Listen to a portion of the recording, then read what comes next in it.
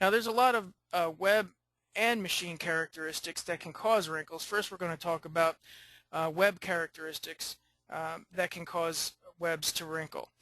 Thickness variation can cause webs to wrinkle because of the non-uniform tension caused across the peaks and valleys across the idler roll support due to the web thickness variation.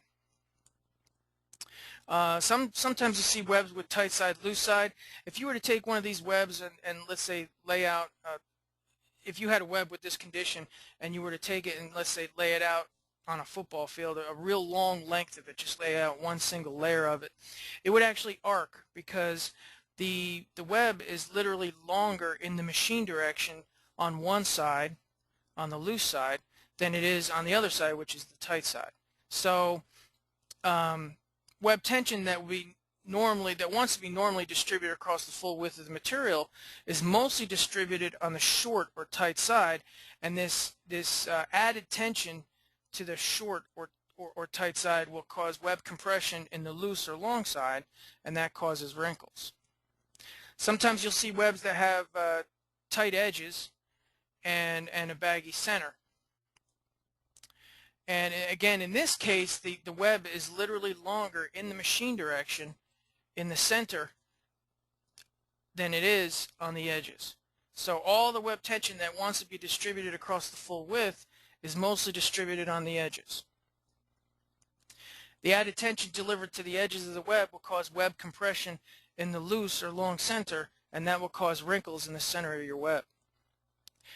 Sometimes webs have a tight center and baggy edges, and again the condition is similar, except now the edges are longer in the machine direction than they are in the center, and web tension is mostly distributed to the center, and that causes wrinkles out towards the edges of your material.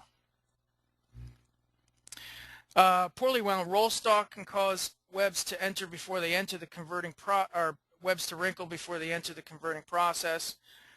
Sometimes rolls that are wound too tightly can cause inner layers to buckle on each other, causing this starring effect. You'll see the starring effect in towards the core. That can cause webs to wrinkle as they're going into the process.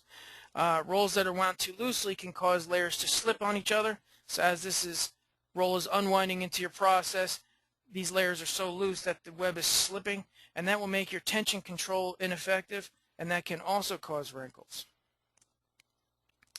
There's a lot of machine characteristics that can cause wrinkles in webs as well. Here we see idler rolls when they buckle or deflect. So in other words, again, this is exaggerated, but as you apply tension to an idler roll, you're literally applying weight to the roll face, and it can bend underneath the weight of the web tension. And this bending action of the roller will cause the web to compress in towards the center of the roll face, and that'll cause wrinkles.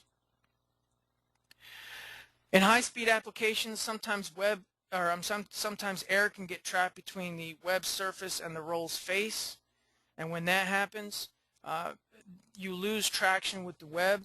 The web is no longer in traction with the roller, so it can move from side to side freely, and that can cause wrinkles in your material down line.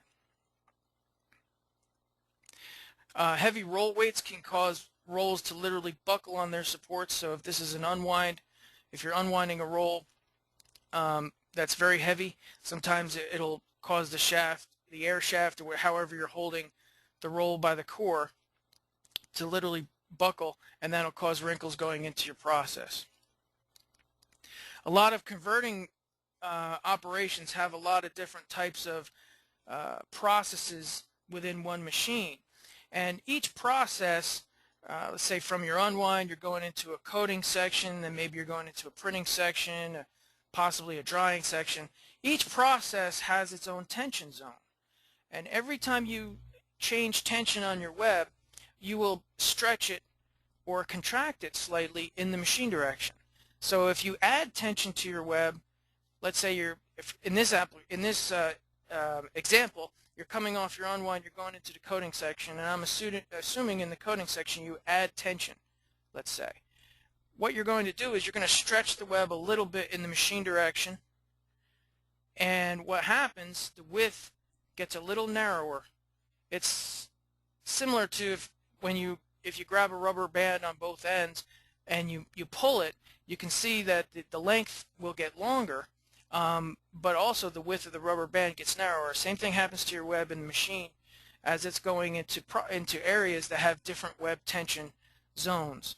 And every time you change tension on the web tension, or the web width will either expand or contract slightly. And this expansion and contraction of web width can cause wrinkles between tension zones. Probably the main cause of wrinkles in most converting applications are non-parallel idlers and driven rolls.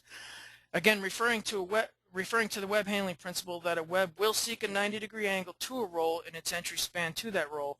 The web literally bends out of its normal running plane. In other words, it wants to be going in this direction, but it will bend out of that direction to always maintain this 90-degree angle to the skewed idler or driven roll. And when it does that, you will create a tension area in the web where you're going to have a tight side and a loose side. And web compression in the tight side, the added tension in the tight side will cause web compression in the loose side, and you'll get wrinkles that look similar to that. Skew, the amount of skew that is allowed by different webs it depends on the thickness of your web and how extensible your material is. But I've seen applications where between let's say this roll and the skewed roll, skew of less than 0.5 thousandths of an inch can cause wrinkles sometimes, depending on the web.